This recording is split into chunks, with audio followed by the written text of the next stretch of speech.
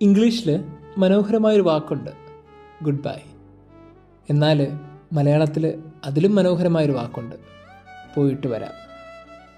എത്ര ദൂരമൊന്നും അറിയില്ല, എത്ര നാളെടുക്കുമെന്നും അറിയില്ല. ചിലപ്പോൾ ഒരു ദിവസമായിരിക്കാം, ചിലപ്പോൾ ഒരു വർഷമായിരിക്കാം. എന്നാൽ എത്ര ദൂരെ പോയാലും തിരിച്ചു വരും. കാര്യം എൻ്റെ ഹൃദയത്തെ നിന്നെ ഏൽപ്പിച്ചിട്ടാണല്ലോ പോകുന്നത്. തിരിച്ചു വരാതിരിക്കാൻ പറ്റില്ലല്ലോ. അതുകൊണ്ട് പോയിട്ട് വരാം. ഇതുപോലൊരു യാത്രയാണ് ക്രിസ്തുവും പറഞ്ഞത്.